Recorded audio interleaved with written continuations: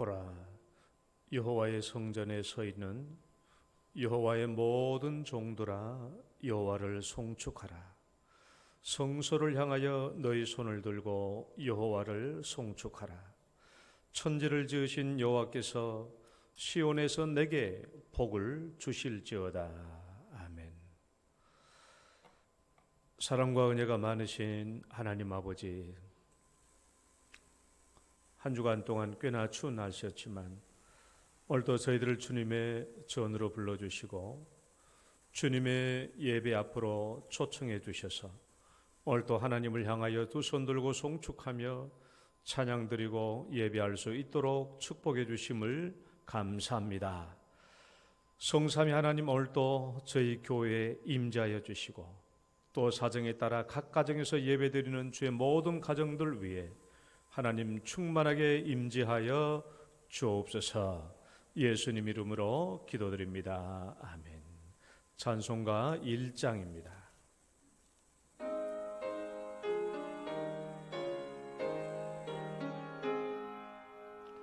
만복의 근원 하나님, 온 백성 찬송 드리고 저 천사여 찬송하세. 찬송 성부 성자 성령.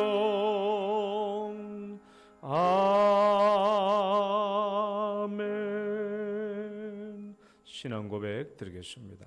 전능하사 천지를 만드신 하나님 아버지를 내가 믿사오며 그 외아들 우리 주 예수 그리스도를 믿사오니 이는 성령으로 잉태하사 동정녀 마리아에게 나시고 본디오 빌라도에게 고난을 받으사 십자가에 못 박혀 죽으시고 장사한 지 사흘 만에 죽은 자 가운데서 다시 살아나시며 하늘에 오르사 전능하신 하나님 우편에 앉아 계시다가 저리로서 산 자와 죽은 자를 심판하러 오시리라. 성령을 믿사오며 거룩한 공회와 성도가 서로 교통하는 것과 죄를 사하여 주시는 것과 몸이 다시 사는 것과 영원히 사는 것을 믿사옵나이다. 아멘. 교동문 1번입니다. 시편 1편의 말씀. 복 있는 사람은 악인들의 꾀를 따르지 아니하며 죄인들의 길에 서지 아니하며 오직 여호와의 율법을 즐거워하여 그는 시냇가에 심은 나무가 철을 따라 열매를 맺으며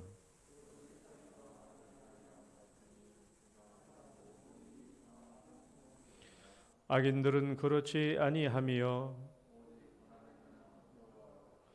그러므로 악인들은 심판을 견디지 못하며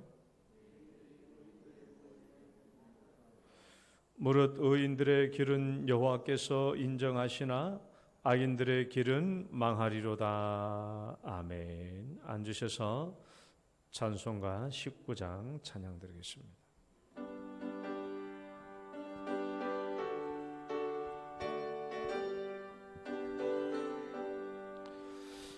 너도 나는 소리서 사람 기뻐하도다. 하늘 아버지의 이름 거룩하도다. 세상 사람 찬양하자. 거룩하신 하나님께 할렐루야 할렐루야 할렐루야 아멘. 하나님의 나라 권세 영원토록 있도다. 하나님의 영광 나라 거룩하도다. 하늘 보좌 계신 주님 세상 주관하시도다. 할렐루야 할렐루야 할렐루야 아멘. 하나님의 크신 섭리 그 뜻대로 되도다. 우리 아버지의 뜻은 거룩하도다. 주여 속히 임하셔서 기쁜 나를 주옵소서. 할렐루야 할렐루야 할렐루야 아멘 아멘. 송곡달 장로님 기도 인도하시겠습니다.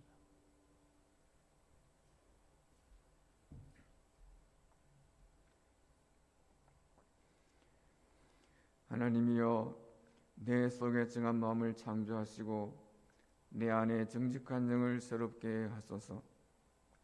나를 주 앞에서 쫓아내지 마시며 주의 성령을 내게서 거두지 마소서. 주의 구원의 즐거움을 내게 회복시켜 주시고 자원하는 심령을 주사 나를 붙드소서. 아멘. 살아계셔서 오늘도 천지 만물과 온 세계를 다스리시며 예배하는 자를 찾으시는 하나님께 경배와 찬양과 모든 영광을 올려드립니다. 하나님 아버지, 모두가 힘들고 어려웠던 정신없이 시작한 다사다난했던 2020년 한 해였지만 성도들의 헌신과 또한 기도로 잘 넘겼습니다. 그러나 돌아보니 모든 것이 하나님의 간섭하심과 도우심과 은혜였음을 고백합니다. 지난 한 해 사회적인 환경과 여건을 핑계로 마땅히 해야 할 일들을 하지 못하고 아버지 하나님의 뜻대로 살지 못하며 세상 속에서 자왕우왕하며 살았던 저희들의 모습을 기억하고 아버지 앞에 회개하오니 용서하여 주시고 아버지 앞에 불충했던 저희를 용서하여 주시기를 간절히 원합니다. 하나님 아버지, 그러나 또다시 새로운 2021년을 허락해 주심에 감사드립니다. 주의 날이 가까울수록 전쟁과 기근과 전염병은 더 많아지리라고 말씀하셨고 먹이에 힘쓰라고 말씀하셨습니다. 그럼에도 불구하고 2021년 이 한 해에는 하나님의 은혜와 사랑으로 모든 것을 회복시켜 주시기를 간절히 원합니다. 먼저 이 땅에 가득한 죄로 말미암아 온 세상에 퍼져 있는 코로나 바이러스 감염병이 사라지게 하여 주시고 그라여 온 세계 민족들에게 정상적인 생활이 될 수 있도록 도와주시며 그라여 모든 만물을 다스리시고 정언하시는 만왕의 왕이신 하나님을 두려워하며 예배하며 살게 하여 주시기를 간절히 원합니다. 하나님 아버지, 이 나라를 회복시켜 주시기를 간절히 원합니다. 사분온열로 갈라지고 나누어진 국민들의 마음을 위로하여 주시고 불의하고 정직하지 못하고 공의를 묻지 못한 위정자들을 만왕의 왕 되신 주께서 판단하여 주시고 이 땅에 정의와 공의를 회복시켜 주시기를 간절히 원합니다. 하나님 아버지, 교회 공동체를 회복시켜 주시옵소서. 코로나로 인해서 모이지 못하고 예배드리지 못하고 교제하지 못한 아픔을 치료하여 주시고 온 성도들이 함께 모여 예배하며 찬양하며 말씀의 은혜를 나누고 함께 모여 또한 기도하며 모든 예배와 아름다운 성도들의 만남과 교제를 회복시켜 주시기를 간절히 원합니다. 하나님 아버지, 주께서 피를 값주고 구원하신 주의 자녀들에게 구원의 기쁨을 회복시켜 주시기를 간절히 원합니다. 우리가 세상 속에 살고 있지만 세상에 소망을 두지 않게 하여 주시고 세속화되지 않도록 도와주시며 우리의 마음을 정결케 하여 오직 의인은 믿음으로 말미암아 살리라 하신 말씀처럼 믿음으로 구원의 기쁨을 누리며 찬양하며 살게 하여 주시옵소서. 하나님 아버지, 성도들의 가정을 회복시켜 주시옵소서. 우리 영동교회 모든 성도들의 가정이 복음으로 하나 되는 한 해가 될 수 있도록 도와주시고 믿음과 소망과 사랑으로 살아 세상 사람들에게 칭찬과 존경을 받으며 믿음의 선한 영향을 끼치는 가정이 될 수 있도록 도와주시고 그리고 모든 질병을 주님께서 치료하여 주시기를 간절히 원합니다. 모든 병상을 떨고 일어날 수 있도록 주님 도와주시고 건강한 삶으로 하나님께 영광을 돌리며 살게 하여 주시옵소서. 가정들마다 어려워진 경제를 회복시켜 주시고 그래 돕고 베풀고 나누어 주며 사는 복의 통로가 되는 우리의 가정들이 될 수 있도록 은혜를 베풀어 주옵소서. 하나님 아버지, 우리 자녀들에게 꿈을 회복시켜 주시옵소서. 어렵고 힘든 여건 속에서도 거룩한 꿈을 꾸게 하시고 환상을 보게 하시며 부지런히 주를 배우게 하시고 주님을 닮아갈 수 있도록 은혜를 베풀어 주시옵소서. 이들을 말씀과 사랑으로 가르치고 돌보는 교육자들과 교사들에게 한량한 은혜를 베풀어 주시옵소서. 하나님, 목사님을 비롯한 모든 직분자들에게 사명을 회복시켜 주시옵소서. 대접받고 성경을 받는 직분자들이 아니라 정직하고 성실하게 이름도 없이 빚도 없이 은밀한 가운데 보시고 갚으시는 주님을 바라보며 죽기까지 우리를 사랑하시고 낮아지신 예수님을 닮아 대접하고 섬기며 교회와 성도를 섬기고 사랑하는 사명자들이 되게 하여 주시옵소서. 하나님, 말씀을 준비하여 가르치는 목사님에게 육육간의 건강을 허락하여 주시고 차고 넘치는 은혜와 사랑을 쏟아 부어 주셔서 그 마음에 통하는 마음을 주시고 긍휼히 여기는 마음을 주시며 온유하시고 겸손하시며 온전하신 주님의 마음을 주시옵소서. 믿음은 들음에서 난다 하셨사오니 전한 말씀이 어린아이로부터 청년, 장년, 노년에 이르기까지 누구나 쉽게 이해하고 잘 알아듣고 깊이 깨닫는 말씀이 되게 하여 주시옵소서. 말씀을 듣는 모든 성도들은 말씀을 가슴판에 새겨 삶의 지표로 삼게 하여 주시고 각자의 삶에서 말씀의 열매, 성령의 열매가 주렁주렁 맺히는 한 해가 되게 하여 주시고 주님 닮은 모습이 나타나 세상 속에서 칭찬과 존경과 신뢰와 인정받는 참된 그리스도로 살게 해 주시옵소서. 하나님 아버지, 이 시간도 또한 찬양으로 영광을 돌리는 주의 자녀들에게 한량없는 은혜를 베풀어 주시옵소서.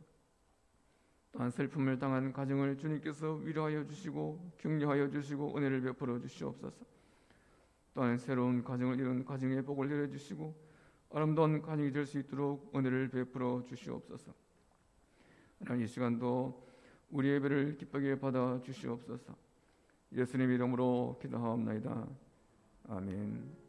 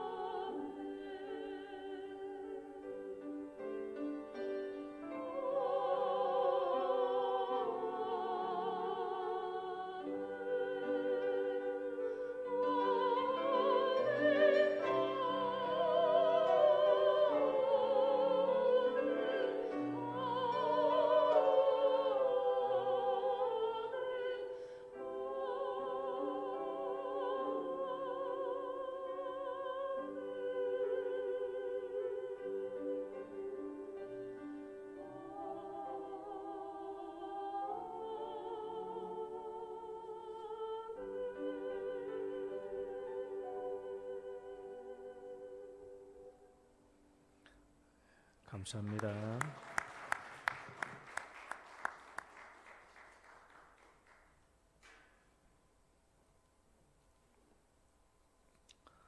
오늘 주신 성경 말씀 창세기 2장 18절에서 24절 말씀까지 25절 말씀까지 창세기 2장 18절에서 25절 교독하겠습니다. 여호와 하나님이 이르시되 사람이 혼자 사는 것이 좋지 아니하니 내가 그를 위하여 돕는 배필을 지으리라 하시니라.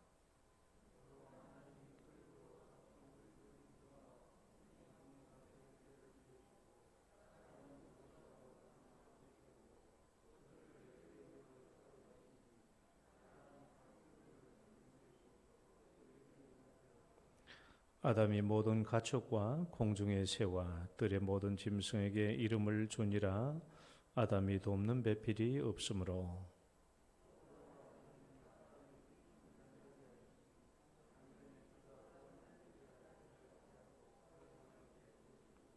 여호와 하나님이 아담에게 취하신 그 갈빗대로 여자를 만드시고 그를 아담에게로 이끌어 오시니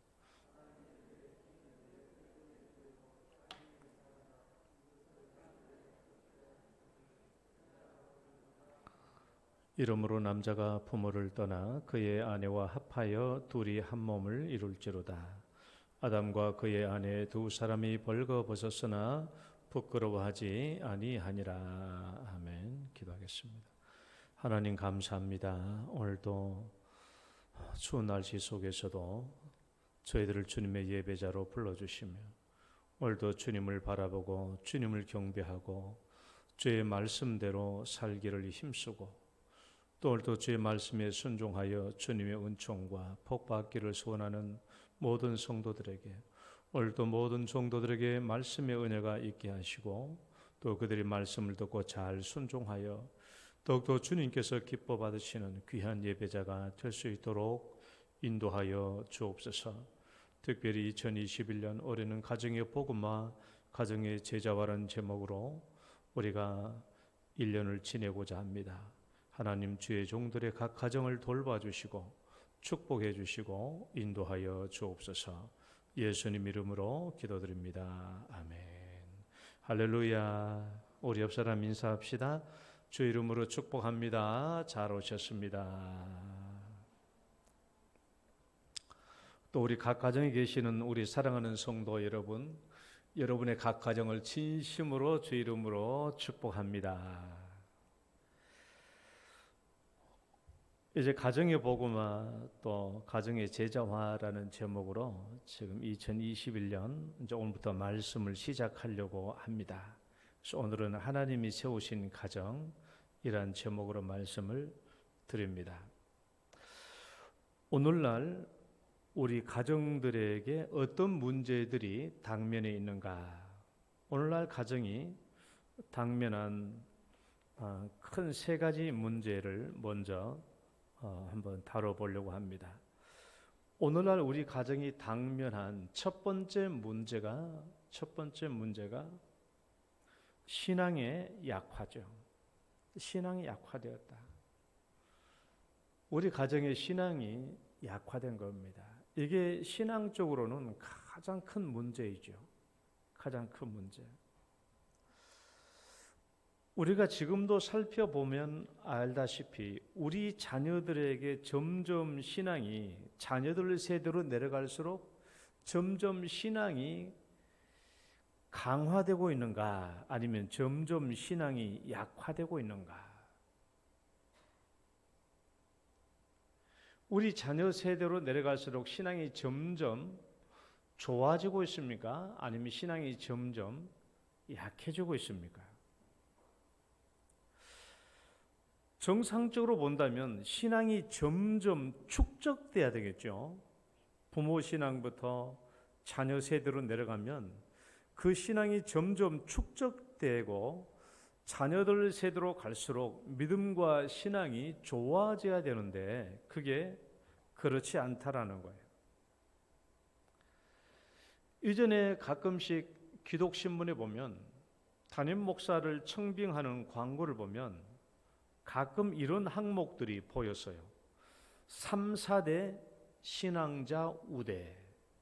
그 담임 목사를 뽑는데 그 목사님이 가정에서 신앙의 3, 4대 되시는 분을 우대해 준다라는 말이었죠. 그래서 저는 그 항목을 볼 때마다 절망적이죠. 나는 현 세대의 사람인데 신앙의 3, 4대를 요구하면, 여러분 왜 교회에서 담임 목사를 뽑을 때 신앙의 3, 4대를 우대한다고 쓸까요? 신앙의 3, 4대라고 했을 경우에 우리가 생각되는 개념은 신앙의 3, 4대면 그만큼 신앙이 축적되어 있다는 의미가 포함되어 있잖아요. 그만큼 하나님의 은혜와 능력이 축적되어 있을 것이다 라는 개념이 우리 안에 있기 때문에 그런 항목을 집어넣는 거예요. 그러면 우리 자녀들 봐요. 지금 우리 자녀들 보면 믿음과 신앙이 점점 축적되고 있습니까? 아니면 점점 밑빠진 독처럼 이게 밑도 끝도 없이 신앙이 어디론가 새고 있는 것처럼 보입니까? 자녀들의 신앙을 보면 탄성이 나옵니까? 탄식이 나옵니까? 작년 연말에 SBS 연기 대상 시상식에 모델 출신이었던 우리 이성경 씨가 있어요. 사진 다 아시죠, 여러분? 이성경 씨. 전 이제 이분의 간증도 유튜브에서 들어보고 또 오륜교회 다니엘 기도회 때 특송도 하시고 하는 이런 것들 많이 들어봤기 때문에 이성경 자매님이 신앙이 얼마나 좋은가 하는 것은 저도 알고는 있어요. 이분이 미니 시리즈 우수 연기상을 받았어요. 우수 연기상을 받았는데 시상 소감을 말하라고 하자마자 이분은 늘 그래요. 모든 영광을 하나님께 드립니다. 따라봅시다. 모든 영광을 하나님께 드립니다. 우리는 뭐 상도 못 받았지만 모든 영광을 하나님께 드립니다 라고 했는데 그 다음에 말이 새해에도 항상 낮은 자리에서 겸손하게 섬기는 모습으로 살겠습니다. 공중파 방송에서 그렇게 얘기하시더라고요. 모든 영광을 하나님께 돌려드립니다. 올해도 올 새해에도 정말 낮은 자리에서 겸손하게 섬기며 살겠습니다. 참 대단하잖아요. 이 시상식을 보면서 우리 두 딸이 옆에 앉아 있었는데 내가 우리 한 딸에게 그랬어요. 야, 너는 죽었다 깨어나도 저 자리에 못 쓴다. 너는 죽었다 깨어나도 저 자리에 못 서.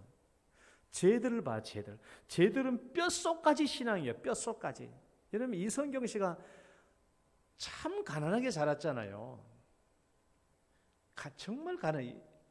6식구인가 몇 식구인가가 10평에서 고등학교 졸업할 때까지 10평에서 식구들이 다 산 거예요. 10평에서.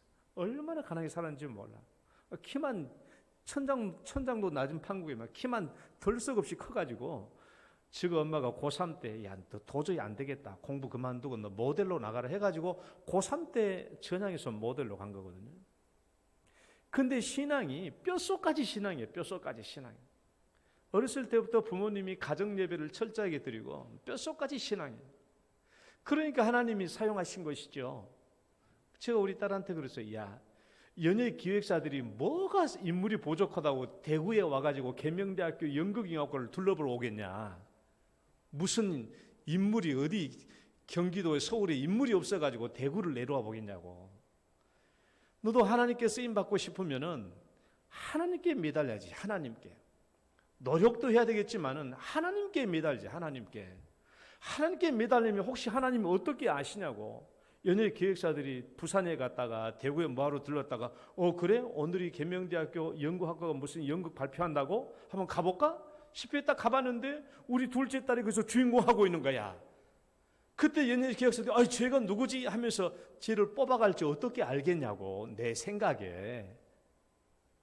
그러니까 너 같은 실력과 외모를 가진 사람은 대한민국에 아주 그냥 천지빛깔이에요. 노력도 해야 되겠지만은 하나님께 붙잡고 하나님께 기도해야 되지. 하나님께. 그래야 하나님이 우리를 쓰실 수 있고 우리를 붙잡으실 수 있고 우리에게 기회를 주실 수 있다라는 거예요. 여러분, 우리 자녀들의 신앙이 어떻습니까? 정말 이 신앙이라고 하는 것이 내 삶에 정말 중요한 것인가 하는 것을 우리 자녀들이 알고 있나요?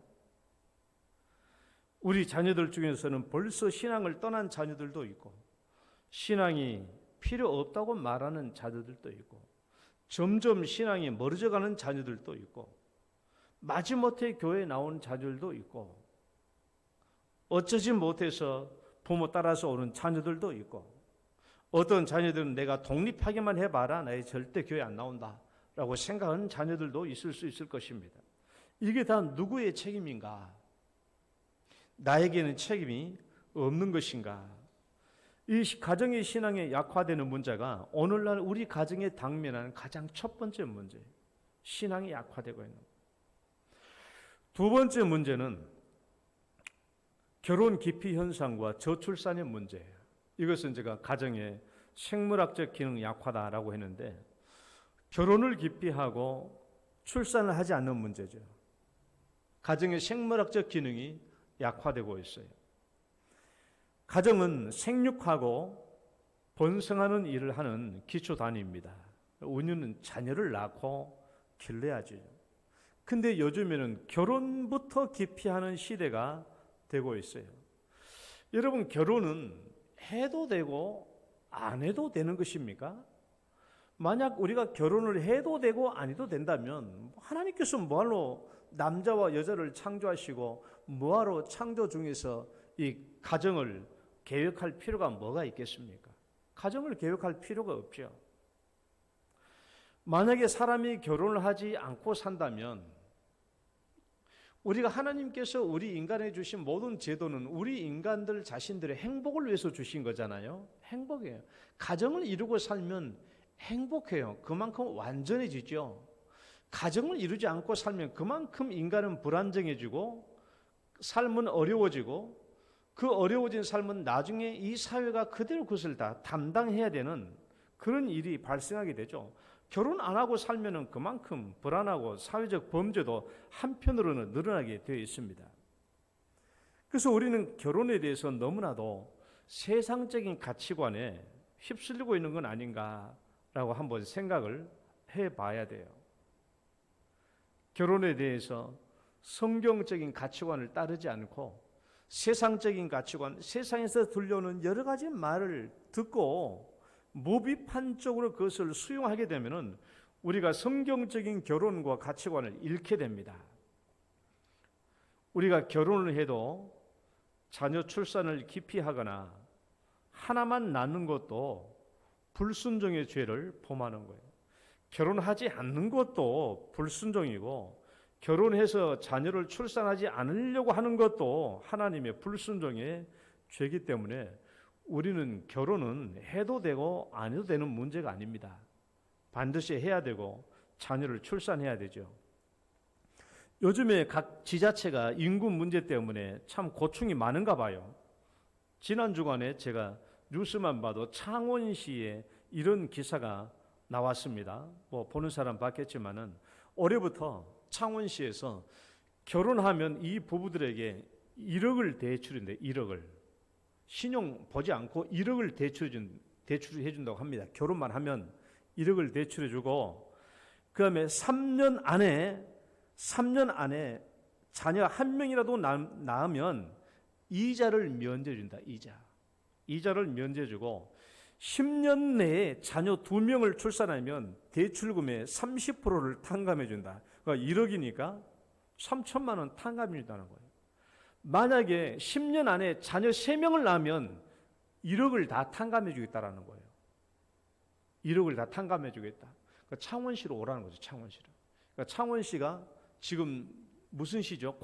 무슨 시죠? 거기가 인구 100만이 돼가지고 무슨 광역시인가 뭔가 되는데, 이제 100만이 줄어들어 버리면은 이게 그 광역시 무슨 혜택들이 없어지니까 지금 인구를 늘리기 위해서 애를 쓰고 있나 봐요. 보니까 충북 제천시도 똑같더라고요. 셋째 아이까지 낳으면 5천만 원 이상을, 공짜예요, 공짜. 5천만 원 이상까지를 후원받을 수 있어요. 야, 참 얼마나 각 지자체에서 출산을 장려하고 있는지. 교회가 앞장서서 해야 될 일을 이 지자체가 너무나 앞장서서 잘하고 있는 거예요. 여러분, 결혼은 하고 싶은데 짝이 없나요? 예수님의 말씀대로 열심히 구하고 찾고 문을 두드려 보시면 하나님께서 주십니다. 주셔요. 문제는 하나님이 주셨는데도 불구하고 내 눈에 차지 않고 내 마음에 차지 않고 욕심에 차지 않으니까 거절하는 것이 문제예요. 결혼을 했는데 왜 아이를 하나만 낳습니까? 먹고 살 일이 걱정돼서 그렇습니까? 여러분, 앞일 걱정하다 보면 아무것도 못하죠. 결혼하면 사라지게 되고 아이를 낳으면 다 키워집니다. 키워지니까 하나님을 의지하고 예수님께서 우리가 말씀하신 것처럼 우리가 참수도 먹여주신다고 하고 들의 백합화도 입혀주신다고 하지 않느냐.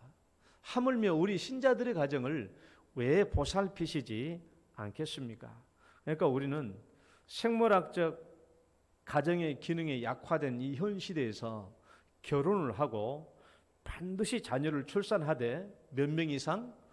2명 이상은 출생해야 돼요. 두 사람이 결혼했는데 2명 이상 출생 안 하면 안 되잖아요. 2명은 해야 됩니다.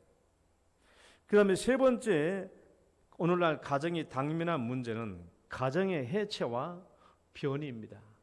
가정이 해체되고 있고 변태적인 가정들이 늘어나고 있다라는 거예요.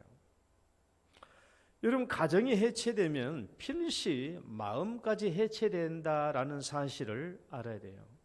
가정이 해체되면 그 안에서 양육되고 있는 자녀들도 마음의 상처를 입기 마련이에요. 그러면 어린 시절부터 이 자녀들이 마음의 상처를 입고 자라면 반드시 이것은 사회의 책임이 돌아와요. 사회가 이 문제에 부담이 됩니다. 우리 삶에 모난 부분이 있으면 가만히 잘 들여다봐봐요. 우리 삶에 모난 부분이 있으면 그것은 반드시 어린 시절의 성장 과정과 원인이 결부돼요.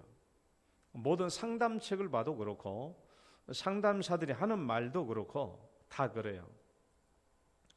우리 가정은 온 식구가 반드시 함께 의무적으로 시청하는 TV 프로그램이 있어요. 이 시간 되면은 다 와서 TV를 봐야 돼요. 금쪽 같은 내 새끼. 이 TV 프로그램은 우리가 반드시 우리 가정이 의무적으로 다 내 식구가 앉아서 봅니다. 왜? 그만큼 배울 게 많아요. 자녀를 양육하는 데 있어서 그만큼 배울 게 많아요. 대부분 아이들이 문제가 있어가지고 이 상담에 나오잖아요. 아이들이 문제가 있어서 상담에 나오는데 그 상담 문제를 해결하다 보면은 더 궁극적인 원인이 어디에서 나오냐 그러면 부모에게서 나올 때가 많아요. 아이에게 문제가 발생이 돼서 지금 상담하러 나왔는데 이 아이들의 문제가 원인 제공자가 부모들이 원인 제공자가 될 때가 많다라는 거예요. 그러니까 오히려 부모님들에게 문제 해결을 할 때가 많아요. 그런데 이 부모들에게 왜 이런 문제가 나타나느냐 따지고 보니까 이 부모님들이 어린 시절 때에 그들의 가정에서 부모님이 이렇게 했기 때문에 이 부모가 어린 시절 이렇게 자라서 지금 이 자녀들에게 그렇게 하고 있다라는 거예요. 그러니까 한 가정에서 어렸을 때부터 한 번 모나고 잘못된 상처 입은 이런 자녀로 성장하게 되면은 이것은 앞으로 대대로 이게 가정의 쓴뿌리가 될 수 있다라는 것이죠. 그래서 여러분 나중에 시간 되시면 이 책 읽어봐요. 몸에 밴 어린 시절, 휴 미실다인이라는 사람이 쓴 책인데 몸에 밴 어린 시절, 그러니까 어른은 어른이 되는데 몸에 밴 어린, 지금 장년이 되었지만 어렸을 때 내가 상처 입었던 그것이 내 몸에 배어 있어. 그러니까 오늘날 내 신앙이 어른이 됐지만은 신앙의 삶에 그냥 인간적인 삶에도 문제가 나타난다는 것이에요. 게다가 오늘날 가정은 변이적 형태가 심각한 문제로 등장합니다. 가정이 변태적이고 쉽게 말하면 전통적인 가정관에서 벗어난 그런 변이적이고 변태적인 가정이 많이 나타나고 있다라는 거예요. 쉽게 말하면 동성 부부가 가정을 이루어 가지고 자녀들을 입양하는 문제가 생긴다든지, 아니면 엊그제 이제 우리 TV 나왔던 것처럼, 뉴스에 나왔던 것처럼 이 일본인 여자 사유리라는 이 여자가 남자하고 결혼하지도 않고 남자 정자를 기증받아서 임신해서 출산한다든지, 그러니까 비혼모가 된다든지 또 비혼부가 된다든지, 이런 변태적인 가정들이 많이 나타나고 있어요. 나타나고 있는데 이런 내용들이 기사로 사회에 나타나면 우리 기독교인들조차도 이것을 비판 의식이 없이 받아들일 때가 많다라는 거예요.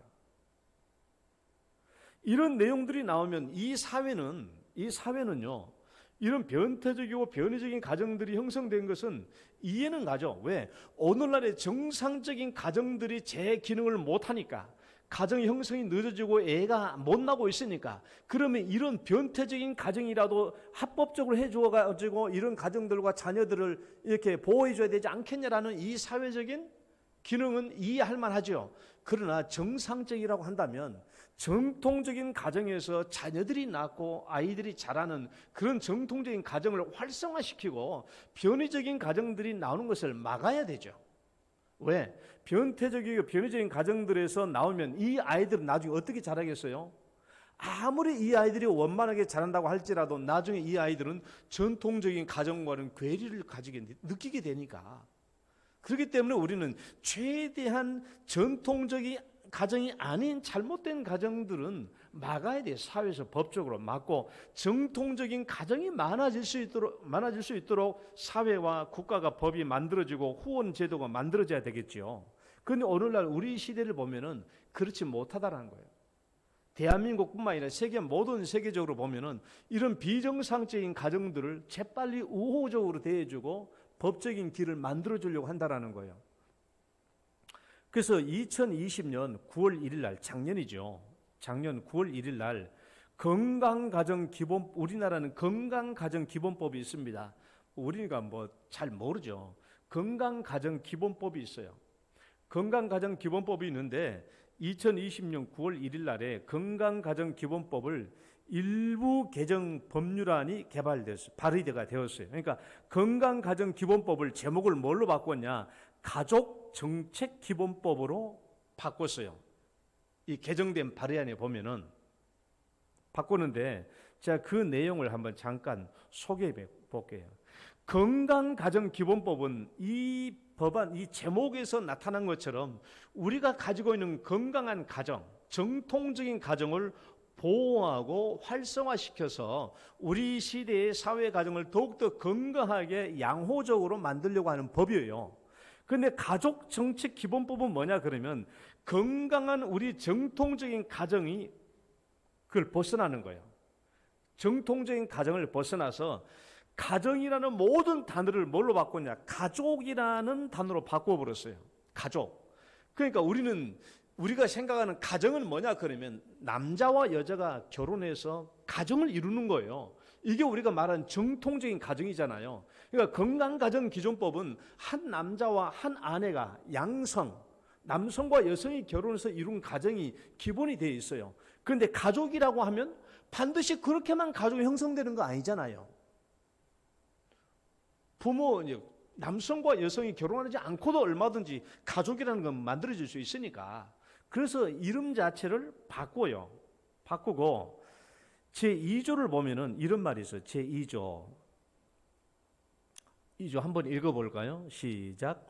누구든지 가족의 형태를 이유로 차별받지 아니하며 라고 개정을 해요. 그러니까 건강한 가정이 아니라 이제는 누구든지 간에 동성애의 가족이라든지 무슨 가족이라든지 여러 가지 가족 형태가 나타날 수 있지 않겠어요?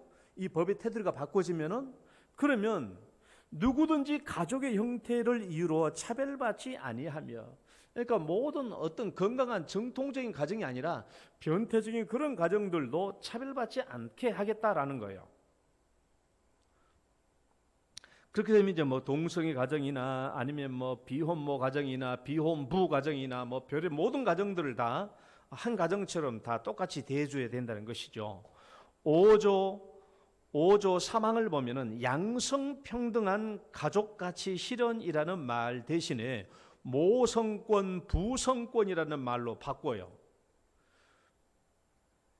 양성평등한 가족은 남성인 남편, 여성인 아내가 평등하게 가족의 가치를 실현한다라는 말인데, 이 양성평등을 모성권, 부성권이라는 말로 바꾼다는 말은 뭐냐 그러면, 동성애 부부가 되면 남자가 한 사람은 아버지 역할, 한 사람은 어머니 역할이잖아요. 부성권, 모성권 그 말이에요. 두 여자가 동성애 가정을 이루어도 한 사람은 남자 역할, 한 사람은 여자 역할이거든요. 그러니까 부성권, 모성권이에요. 그것을 그런 말로 이렇게 바꾸어요. 또 건강가정기본법 3조 1항은 가족의 정의를 이렇게 얘기합니다. 가정의 정의 읽어봐요. 가족이라 하면 시작.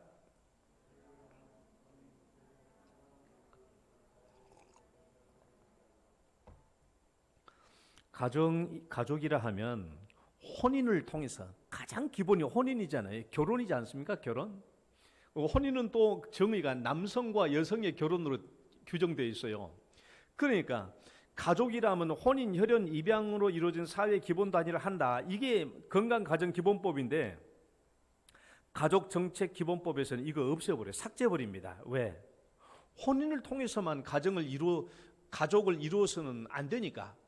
혼인을 통해서 가정을 이룬다고 하면은 가족이 형성이 안 되니까, 자기들 개념에. 그래서 이런 개념들 다 그냥 제거해버리죠.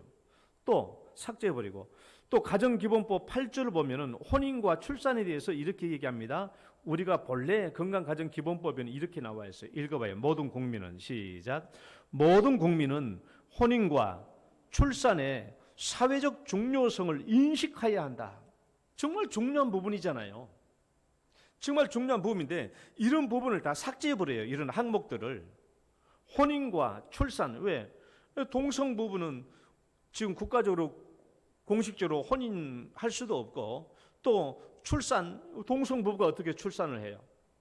그러니까 이런 출산의 사회적 중요성을 인식한다는 것을 다 이런 항목들을 삭제해버려요. 또 건강기본법 제9조를 보면은 가족 해체를 예방한다라는 항목에는 이런 부분이 있어요. 가족 구성원은 읽어봐요. 시작. 가족 구성원은 모두는 가족 해체를 예방하기 위하여 노력해야 한다. 또 국가 및 지방자치단체는 가족 해체를 예방하기 위하여 필요한 제도와 시책을 강구해야 된다. 그러니까 이것도 얼마나 중요합니까? 가정 해체, 가족 해체를 예방해야 돼요. 그런데 지금 새로 만들려고 하는 그 법들은 뭐예요? 해체된 가정의 가정의 해체를 지금 얘기하고 있으니까 이런 항목들이 자기들하고 맞지가 않는 것이죠. 우리는 정상적인 가정을 유지하고 보호하려고 하는데 이 사람들은 그런 가정을 이미 다 버린 것이니까. 이 법안이 작년 9월 1일에 발의되었어요. 국회의원 16명에 의해서 발의되어 있고, 제가 이 설교를 하려고 다시 내가 국회 홈페이지 가가지고 제가 확인해 봤더니 발의 끝나고 지금 심의 단계가 있더라고요. 그 다음에 잘 모르겠어요. 국회의원을 홈페이지 가보면은 개정된 발의한 법이 발의되어 있고, 그 다음에 일정 기간이 되면 심의 단계, 또 무슨 단계 가 있는데 지금 심의 단계 거기에 와 있더라고요. 앞으로 어떻게 될지는 잘 모르겠습니다. 우리가 이런 가정에 대한 이런 현실 앞에서 우리가 어떤 자세를 취해야 될 것인가? 첫 번째는 무슨 문제라고 그랬어요? 가정의 신앙적인 약화되는 이런 문제에 있어서. 그다음에 생물학적인 약화, 결혼을 기피하고 자녀를 낳지 않으려고 하는 이런 문제 앞에서, 또 그다음에 건강한 가정이 자꾸 해체되는 이런 사회적 현실 앞에서 우리 자신들은 어떤 자세를 가져야 되겠느냐라는 거예요. 우리 자녀들의 믿음이 점점 약화되는 이런 것들을 우리가 보고만 있어야 될 것인가? 결혼을 기피하고 가정을 이루지 않고 자녀를 낳지 않은 오늘날의 이 시대, 사회를 탓하고 정치를 탓하고 이런 것들 때문에 결혼을 회피하고 자녀를 낳지 않으려고 하는 이런 현실들, 우리 현 세대들, 자녀들 세대를 보면서 우리가 어떻게 해야 될 것인가? 또 가정이 자꾸 해체되고 이런 현실 앞에서 우리가 어떤 자세를 가져야 될 것인가라는 거예요. 분명한 것은 뭘 우리가 신앙적으로, 오늘날 우리가 신앙적으로 가정관과 결혼관을 확실하게 가져야 돼요. 왜 하나님께서 가정을 만드셨는지, 그렇죠? 왜 하나님께서 가정을 만드셨는지, 도대체 하나님은 이 가정을 만들어서 무엇을 하려고 한 것인지, 이 사실들을 우리가 성경을 통해서 명백하게 알고 신앙적으로, 성경적으로 가정관과 결혼관을 가장 먼저 분명히 해야 된다. 분명히. 따라 봅시다. 성경적인 결혼관, 성경적인 가정관, 이것을 우리가 먼저 명백하게 가져야 돼요. 그래야 우리가 이 결혼과 가정에 대해서 어떤 자세를 가질 것인가 하는 것이 이제 필요합니다. 그럼 이제 봅시다. 어떻게 해서 가정이 탄생하게 되었는지 보려고 합니다. 오늘 창세기 1장 26절로 28절 말씀이 있는데 앞에를 보고 한번 읽어볼 거예요. 하나님 이르시되 시작.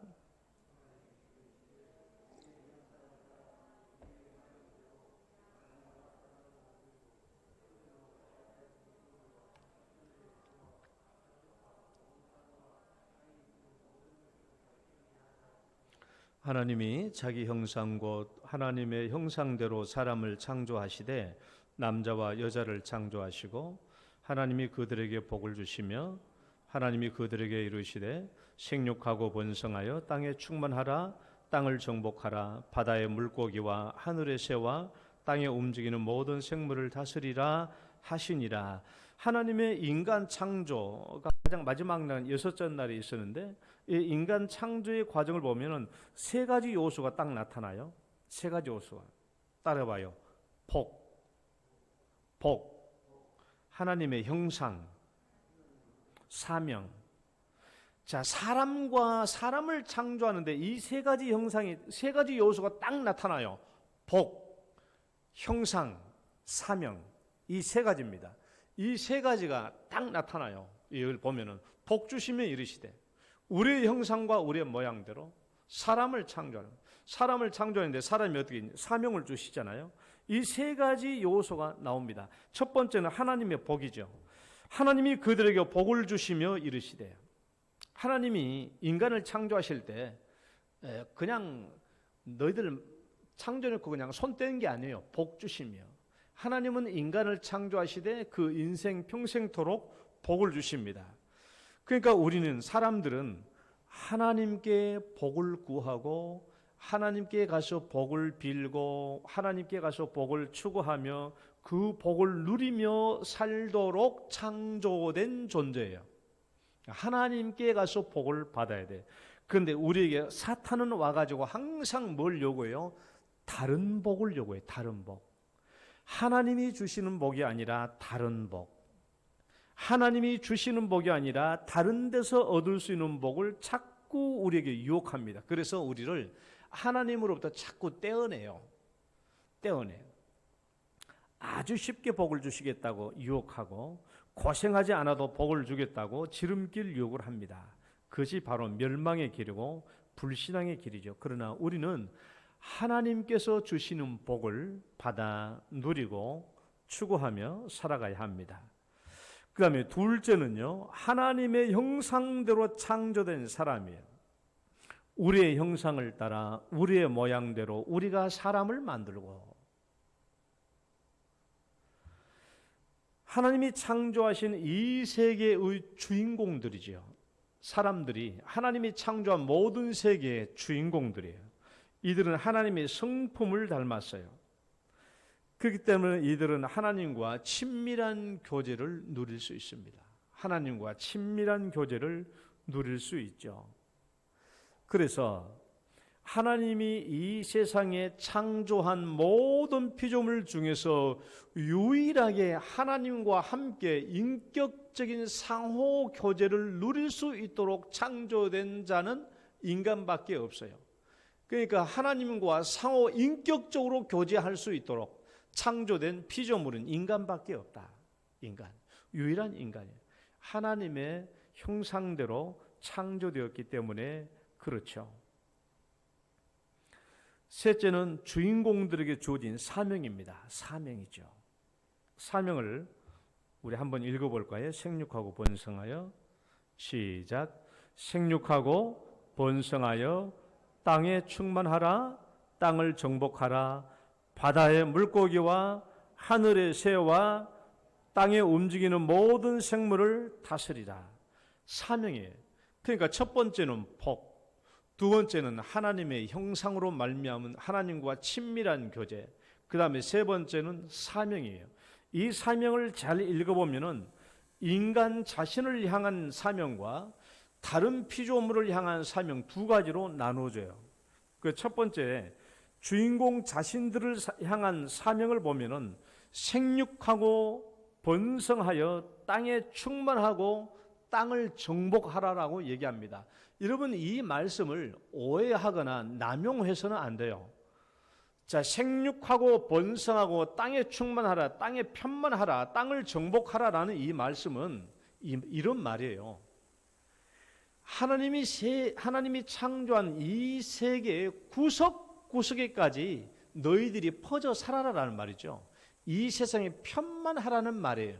이게 무슨 말인가 하면 그냥 이 인간이 생물학적 인간을 말하는 게 아니라 하나님의 형상을 담고 하나님과 친밀한 교제를 누리고 하나님을 찬양하고 영광 돌릴 수 있는 이런 인간의 존재가 하나님이 창조한 이 세계 구석구석에 퍼지라는 거예요. 그래서 하나님이 온 세상 만물을 창조한 온 세상에서 하나님을 향한 찬양과 영광이 돌려지게 하라는 것이죠. 그러면 어떻게 되겠어요? 이 세상 모든 구석구석에서 하나님을 향한 찬양과 영광이 하나님께 돌려지게 되겠죠. 지금 그것을 원하는 거예요, 하나님은. 그런데 이것을 오해해가지고 우리가 1400년대, 1500년대, 1600년대 장장 300년 기간 동안에 뭐가 발생합니까? 식민지 개척 시대가 나타나잖아요. 그 한 나라가 다른 나라를 정복하는 거예요. 다른 나라를 정복해가지고 특히 아프리카인들 정복해가지고 어떻게 했습니까? 노예들을 붙잡아가지고 노예를 돈 주고 팔아먹었잖아요. 땅의 정복, 그런 식으로 땅을 정복하는 게 아니잖아요.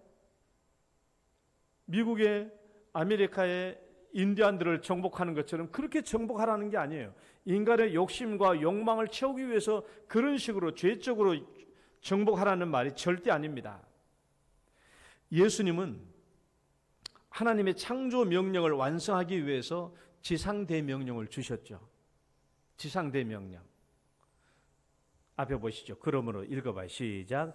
그러므로 너희는 가서 모든 민족을 제자로 삼아.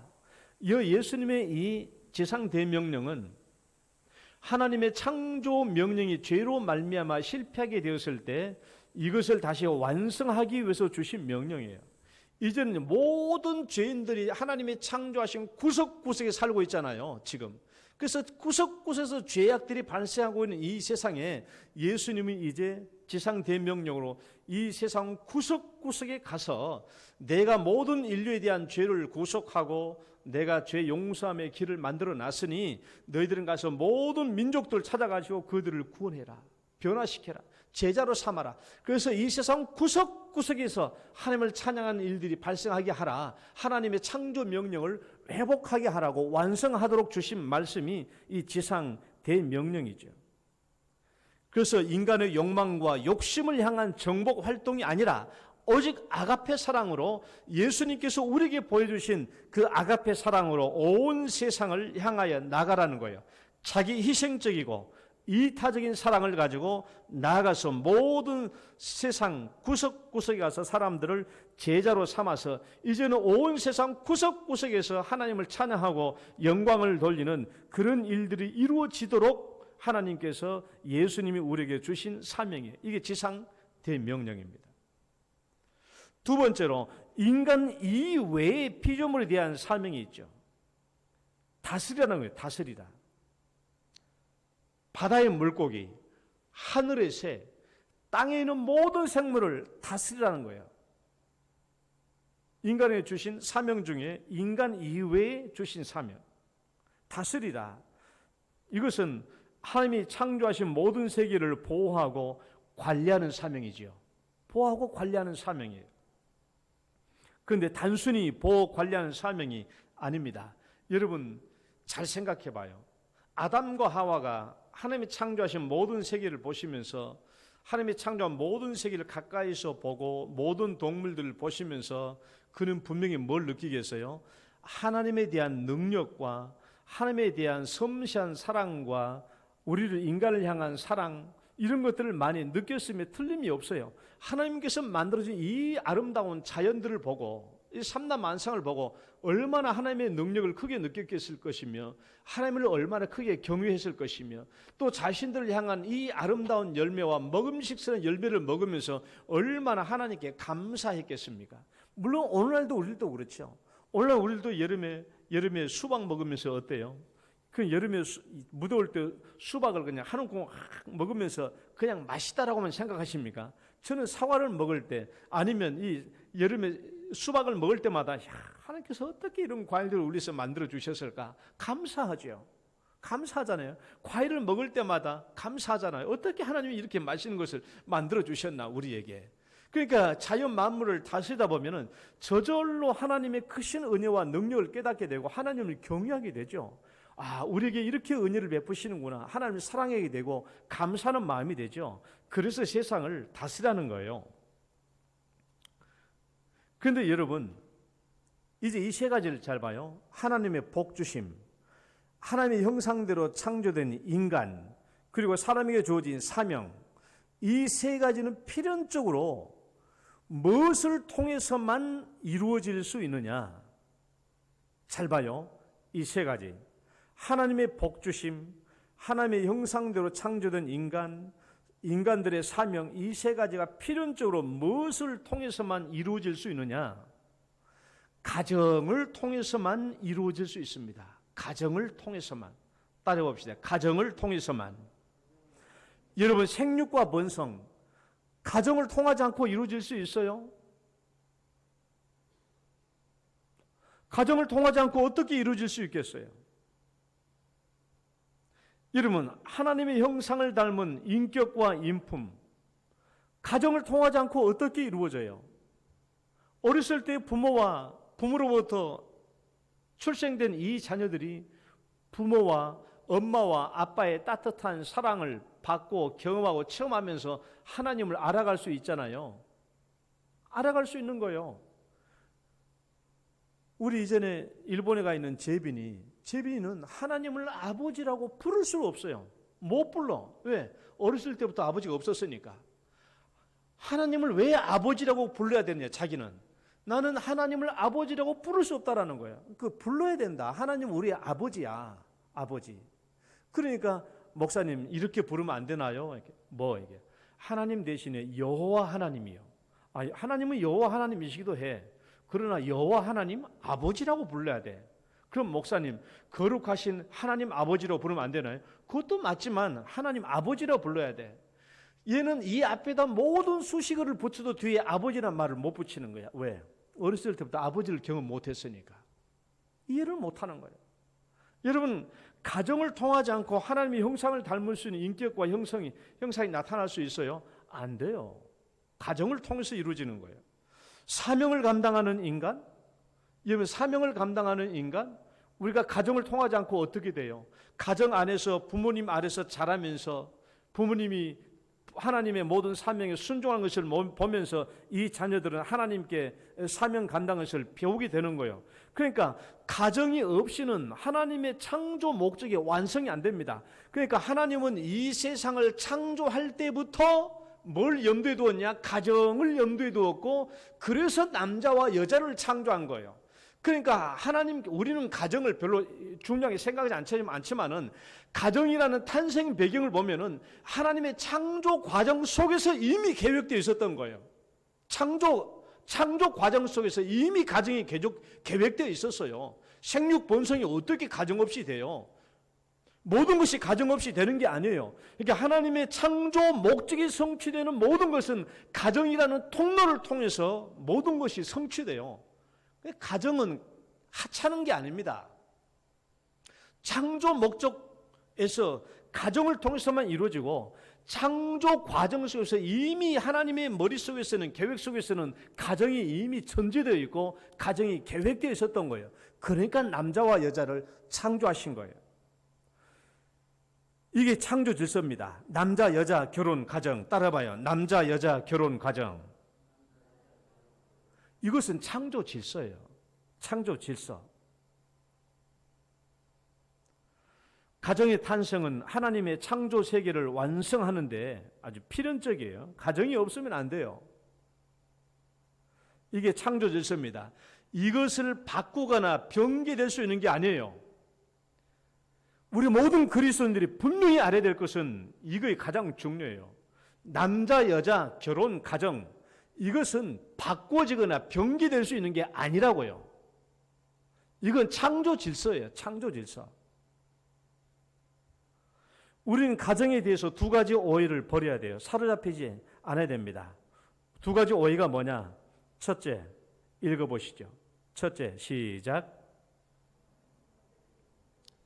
다시 한번 시작.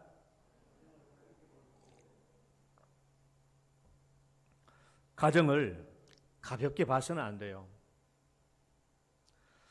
가정을 별거 아니라고 생각해서는 안 됩니다. 가정을 함부로 해치하려고 해서도 안 돼요. 가정이 그만큼 중요해요. 하나님의 모든 창조 목적을 성취하기 위해서는 반드시 가정을 통해서 이루어져요. 가정이 그만큼 필수적입니다. 가정의 탄생은 필연적이에요. 필연적이에요. 우리는 하나님의 창조 과정 속에서 나타난 이 가정을 함부로 생각하거나 가볍게 생각해서는 안 돼요. 둘째, 읽어봐요. 가정지상주의 시작. 가정지상주의가 되는 태도도 역시 경계해야 돼요. 가정이 가장 중요해. 가정이 가장 중요해라는 이 생각도 한편으로는 오해예요. 잘못 생각하면 잘못될 수 있어요. 왜? 가정은 수단이지 목적이 아니에요. 가정은 하나님께서 우리에게 주신 모든 목적을 형성해 나가는데, 성취해 나가는데 수단입니다. 가정은 수단이에요. 목적이 아니에요. 이게 하나님보다 더 중요한 건 아니에요. 오늘날 교회보다 더 중요한 건 아니에요. 나는 가정이 중요하니까 교회 일 안 가겠습니다. 나 가정 중요하니까 교회 뭐면 나 참여 못 합니다. 아닙니다. 가정이 모든 것보다 가장 중요한 게 아니에요. 가정은 수단이에요. 수단. 이 땅에서 살고 있는 동안 하나님의 사명을 성취하는 수단이에요. 그러니까 천국 가면 가정이 없습니다. 천국 가면 가족이 없어요. 이 땅에서만 주어진 수단이에요. 하나님을 영화롭게 하는 일에 관심이 없으면서 그냥 생물학적인 가정만 최고로 여기는 태도는 잘못된 오해니까 이것을 버려야 하는 거예요. 이제 마지막으로 봅시다. 하나님이 세워주신 가정. 하나님이 세워주신 가정. 하나님의 가정은 어떻게 형성되는가? 두 가지 요소가 필요합니다. 첫 번째는 결혼의 주인공 남자와 여자. 따라봅시다. 결혼의 주인공 남자와 여자. 예, 남자와 여자. 남자와 여자의 결합으로 이루어져요. 우리 창세기 오늘 읽었죠? 2장 24절 말씀 한번 읽어봅니다. 이러므로 시작. 이러므로 남자가 부모를 떠나 그의 아내와 합하여 한 몸을 이룰지로다. 남자와 여자가 한 몸을 이루는 게 결혼이에요. 결혼의 두 주체는 남자와 여자입니다. 남자와 여자예요. 그래서 하나님께서 인간을 창조하실 때부터 우주 만물을 창조하실 때, 여러분 생각해 봐요. 여러분 우주 만물을 창조하실 때 주인공이 누굽니까? 모든 피조물들 가운데 가장 으뜸되는 주인공은 인간이잖아요. 모든 하나님의 창조한 세계 중에서 주인공은 인간이에요. 그러면 이 인간을 창조하실 때 하나님이 이미 남자와 여자를 창조하기로 하셨어요. 이미 남자와 여자를 창조하려 하셨다면 이미 하나님은 가정을 염두에 두고 있었어요. 이것이 하나님께서 창조하신 계획하신 가정이니까 이 가정은 하나님의 창조 계획 속에서 이미 계획되어 있었던 것이고 전제되었던 거예요. 그러니까 이 창조 명령을 지켜야 되는 남자와 여자의 결혼은 이것은 창조 질서이기 때문에 굉장히 중요한 사실이에요. 이게 오늘날 왜 우리가 남자와 여자가 한 몸을 이루어 결혼해야 된다는 이 사실을 왜 힘주어서 강조하지 않으면 안 되는지 아시죠? 자꾸 동성애 부부를 부추기고 동성애 부부를 말하고 변태적인 가정과 결혼을 얘기하니까 우리가 이런 정상적인 하나님의 창조 질서를 강조하지 않을 수 없는 거예요. 여러분, 소돔과 고모라의 심판을 여러분 요즘 신학을 보고 얼마나 웃긴지 아세요? 요즘 퀴어 신학이라 뭐 이런 거 해가지고 우리 합동체에서는 다 이단이라고 다 규정 내렸지만은 소돔과 고모라의 심판이 동성애 때문에 했다라는 게 아니에요. 그렇게 해석하지 않습니다. 요즘 신학은 얼마나 잘못된 거예요. 여러분, 소돔과 고모라가 하늘에서 유황불을 내서 심판하신 것은 그들이 창조 질서를 어겼기 때문에 그것이 심판의 이유가 된 것이에요. 다른 게 있는 게 아닙니다. 소돔과 고모라의 심판은 앞으로도 있을 것이고 지금도 또 오겠죠. 그러니까 동성애 이런 것들을 조장하는 것은 얼마나 악한 짓인지 몰라요. 그러니까 우리 기독교인들은 이 세상의 법들이 자꾸 이런 것들을 합법화시키려고 하면은 우리가 할 수 있는 것은 이걸 자꾸 반대하자는 거예요. 반대. 우리가 할 수 있는 것은 합법을 강조하는 것이죠. 전통적인 법을 강조하는 거예요. 그래서 이런 변태적인 법들이 만들어지지 않도록 우리 이것을 자꾸 반대하는 일은 우리가 해야 될 일이죠. 가정을 이루는 결혼의 두 주체는 반드시 남자와 여자예요. 그다음에 두 번째는 따라해봐요. 결혼제도. 결혼제도입니다. 자, 창세기 2장 22절 23절 읽어봐요. 여호와 하나님이 시작. 여호와 하나님이 아담에게서 취하신 그 갈빗대로 여자를 만드시고 그를 아담에게로 이끌어오시니 아담이 이르시되 이는 내 뼈 중에 뼈요 살 중에 살이라 이것을 남자에게서 취하였은즉 여자라 부르리라. 이 결혼이죠. 여러분, 이 결혼, 하나님이 여자를 만들어서 아담에게로 이끌어오는 이 과정이 남자와 여자의 결혼의 원형이고 결혼의 모범입니다. 모범. 이게 결혼의 원형이에요. 하나님께서 아담을 입고 그다음에 아담을 입고 하와를 창조하시고 이 두 사람을 만든 것도 하나님이시고 이 두 사람의 결혼의 주권자도 하나님이시고 이 두 결혼의 주례자도 하나님이시고 이 두 결혼의 중매자도 다 하나님이세요. 이것이 우리 결혼의 모형이고 원형입니다. 원형. 그러니까 결혼식 할 때 우리는 결혼식 예배라고 그러잖아요. 그러니까 우리는 세상을 따라가서는 안 돼요. 우리는 결혼식 예배입니다. 그러니까 우리 오늘날 기독교인들도 이 결혼식을 자꾸 세상을 따라가요. 자꾸 세상을 따라갈 때가 많아. 세상 결혼식. 요즘에 결혼식 많이 가봤죠? 보니까 어때요? 교회 안 다니는 사람들 저들에게 주례자도 없어. 저들 둘이 결혼식에. 그러니까 저들이 결혼의 주인공이에요. 결혼의 주인들이 주인. 자기들 마음대로 하는 거예요. 그러니까 자기들 마음대로 결혼했다가 마음에 안 들면 실패하면 안 들면 서로 헤어지고 찢어지고 또 다른 사람과 결혼하고 자기들 마음대로 하는 거예요. 그게 아니죠. 결혼은 그게 아니에요. 이건 하나님을 모르는 사람들의 결혼이에요. 세상적인 결혼인데 우리가 그런 것들 보고 멋있다, 잘하고 있네, 아이고 정말 좋네, 그렇게 생각하면 안 된다라는 거예요. 그건 잘못된 것입니다. 우리는 전통적인 하나님께서 우리에게 주신 이 결혼을 따라해야 돼요. 그러니까 여러분 결혼하잖아요. 그럼 신랑 입장하잖아요. 요즘에는 우리는 기독교 결혼식도 보면 신랑 입장하면 신랑이 쭉 입장해가지고 신랑 가정 부모님들에게 인사하고 신부 가정들에게 인사하고 그거 아니에요. 기독교 결혼식은 그게 아닙니다. 결혼식 끝나고 난 뒤에 양가 가정에게 인사하는 시간이 따로 있어요. 결혼식을 맨 처음에 하나님 앞에 나오는 거예요. 양가 가정에 인사하는 게 아닙니다. 신랑 입장하면 하나님 앞에, 그러니까 주례자는 비록 목사가 주례하지만은 주례자는 하나님이에요. 하나님. 그러니까 오셔서 하나님 앞에 서 있는 거예요. 그리고 난 뒤에 양가 부모님께 인사하는 시간 따로 있는 거예요. 그래서 우리는 결혼식이 예배입니다. 예배. 우리는 세상 결혼식을 따라해서는 안 돼요. 조심해야 돼요. 결혼의 주권자는 하나님, 결혼의 주인도 하나님이에요. 두 사람을 만나게 하신 분도 하나님이에요. 우리는 그걸 잘 알고 결혼 제도를, 하나님께서 주신 결혼 제도를 잘 이루어가야 돼요. 그 다음에 세 번째 제목 한번 읽어볼까요? 천상 시작. 여러분 천상 배필 또는 천생 배필 국어 사전에는 다 나오니까 천상 배필이나 천생 배필을 여러분 믿습니까?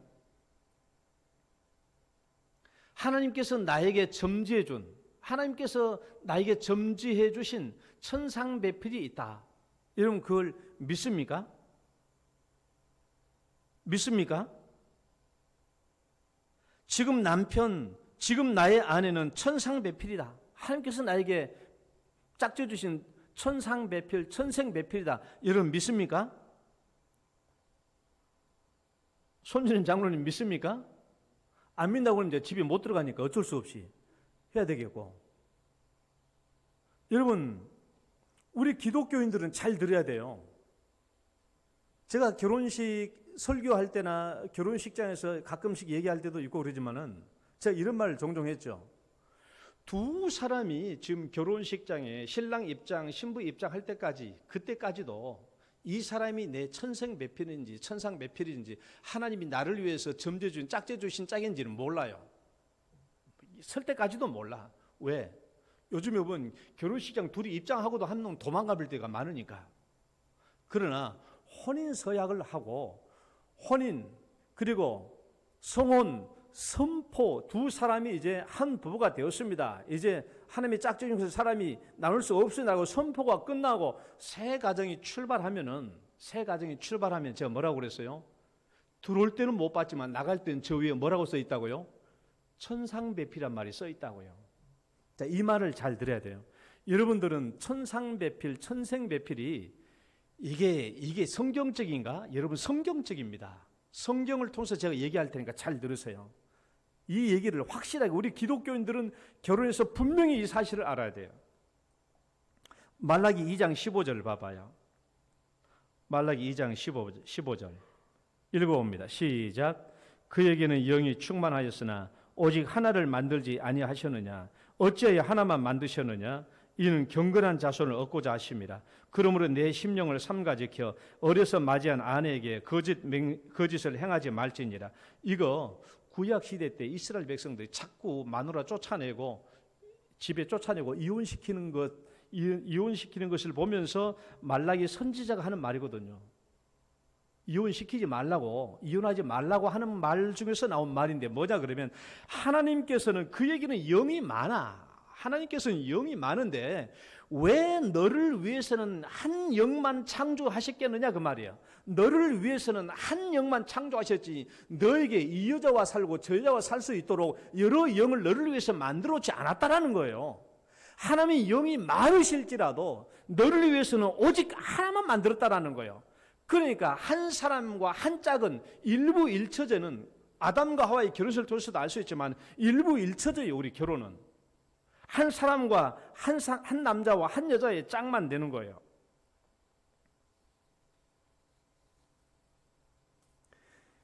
일부 일처제인데 이제 예수님의 이 말씀을 봐봐요.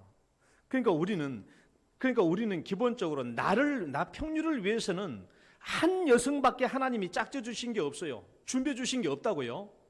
근데 그러면 내가 결혼하기 전까지는 이 여자가 내 짝이 될 것인지 저 여자가 내 짝이 될 것인지는 몰라요. 우리가 모르잖아요. 한 사람만 줬다는 것만 우리가 알고 있지. 그러나 예수님의 말씀을 보시라고. 마태복음 19장 5, 6절 말씀 읽어봐요. 말씀하시기를 시작. 말씀하시기를 그러므로 사람이 그 부모를 떠나서 아내에게 합하여 그 둘이 한 몸이 될지니라 하신 것을 읽지 못하였느냐? 그런즉 이제는 둘이 아니요 한 몸이니 그러므로 큰 소리로 그러므로 하나님이 짝지어 주신 것을 사람이 나누지 못할지니라 하시니. 여러분 이 말씀 좀 이상하지 않아요? 나는 이상한데. 앞에 말고 그러므로 하나님이 짝지어 주신 것을 사람이 나누지 못할지니라. 아니 우리 김명옥 권사님, 엄부영 집사님 둘이 좋아가지고 짝짝꿍 돼가지고 결혼 안 했어요? 다들 자기들이 좋아해가지고 자기들 눈에 맞아가지고 연애해가지고 결혼했는데 예수님은 뭐라고 그래요? 그거 하나님이 짝져 줬다라는 거예요. 하나님이 짝져 주신 거예요. 하나님이. 우리는 내가 좋아서 내가 선택하고 내 눈에 맞아서 내 마음에 들어서 선택했는데 하나님은 이 결혼을 하나님이 짝져 주셨다라는 거예요. 그러니까 우리는 뭐라고 생각해야 되냐 그러면 하나님은 나를 위해서 한 영만을 준비해 주셨어요. 그런데 결혼하기 전까지는 누가 내 배필인지 몰라요.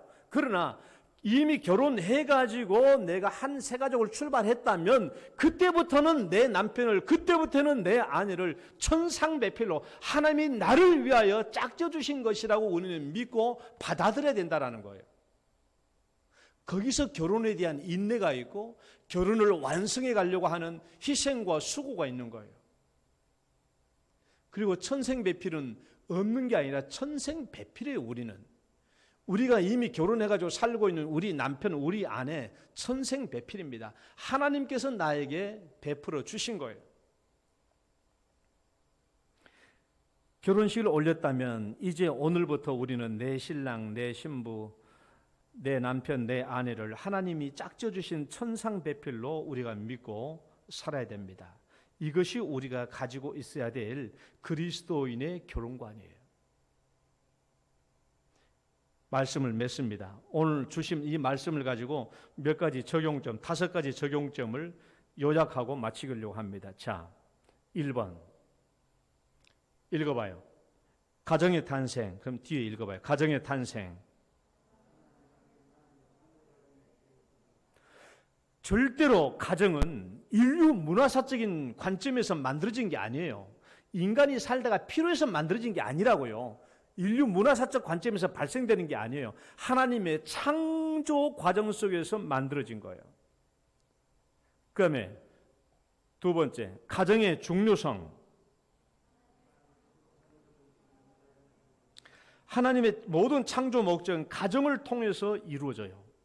그러니까 가정을 가볍게 생각하면 안 돼요. 가정은 굉장히 중요한 거예요. 그 다음에 세 번째, 결혼과 가정의 형성.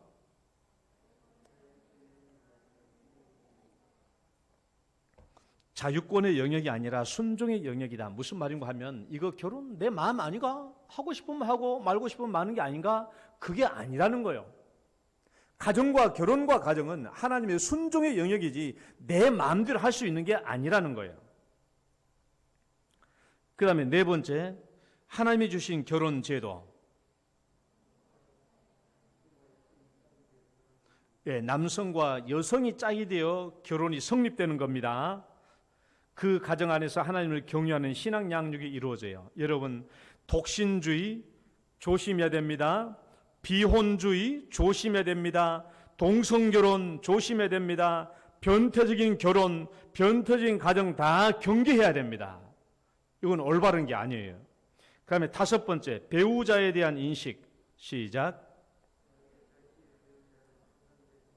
천상배필로 받아들이고 인내하면서 가정을 완성하시기를 축원합니다. 축원합니다. 따라봅시다. 당신 덕에 내가 삽니다. 우리 옆에 있는 사람들, 우리 아내, 남편에게 당신 덕에 내가 삽니다. 당신 덕에. 기도합시다. 하나님 아버지 감사합니다. 오늘도 인도해 주시고 오늘날 혼란되고 있고 또 여러 가지 어려움에 닥치고 있는 우리 가정에 대해서 함께 말씀을 살펴보았습니다. 도와주셔서 우리는 성경에서 말하는 가정, 성경에서 말하는 결혼, 이것을 명백하게 이해하고 알고 이 결혼을 또 가정을 이루어갈 수 있도록 인도하여 주옵소서. 예수님 이름으로 기도드립니다. 아멘. 찬송가 430장입니다.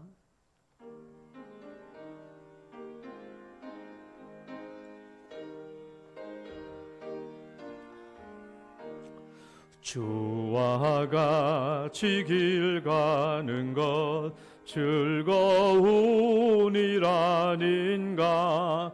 우리 주님 걸어가신 발자취를 밟겠네. 한 걸음 한 걸음 주 예수와 함께 날마다 날마다 우리 걸어가리. 어린아이 같은 우리 미련하고 약하나 주의 손에 이끌리어 생명길로 가겠네. 한 걸음 한 걸음 주 예수와 함께 날마다 날마다 우리 걸어가리. 꽃이 피는 들판이나 험한 골짜기라도 주가 인도하는 대로 주와 같이 가겠네. 한 걸음 한 걸음 주 예수와 함께 날마다 날마다 우리 걸어가리. 옛 선지자의 녹같이 우리들도 천국에 들려 올라갈 때까지 주 같이 걷겠네. 한 걸음 한 걸음 주 예수와 함께 날마다 날마다 우리 걸어가리. 아멘. 하나님 아버지 감사합니다.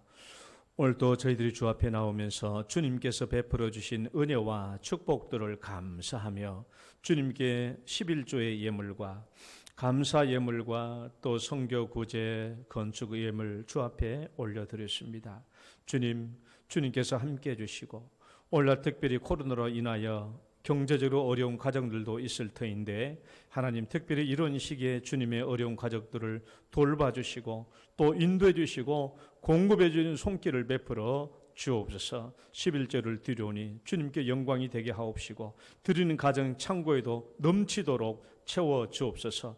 감사의 제목들 기쁨으로 받아주시고 특별한 기도 제목도 받아주시고 응답하여 주옵소서. 성교 구제 건축 헌금 이 모든 것들 주님의 영광 나타날 수 있도록 축복하여 주옵소서. 하나님 가정에서 드려지는 모든 예물들 위해 하나님께서 기뻐 받으시며 가정의 모든 기도 제목들 들어주시고 응답하여 주옵소서.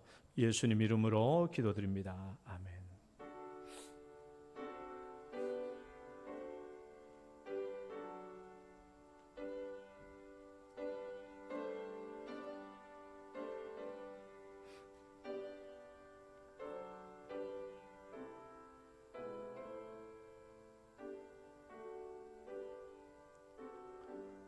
교회 소식 잠깐 보겠습니다.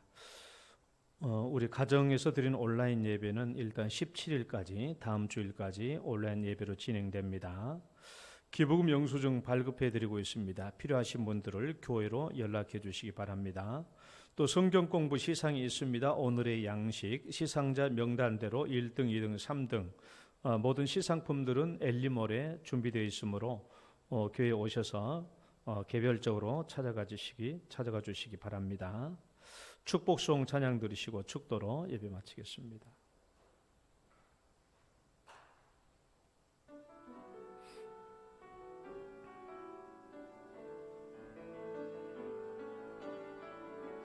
당신은 소중한 사람, 당신은 존귀한 사람,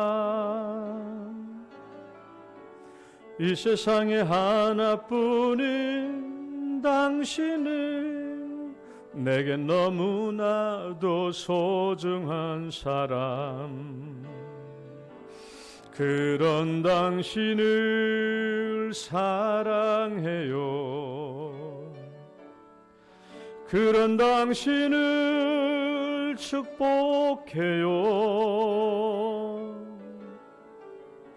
사랑받기에 합당한 당신을 주의 이름으로 사랑함, 주 이름으로 축복합니다. 주의 이름으로 축복합니다.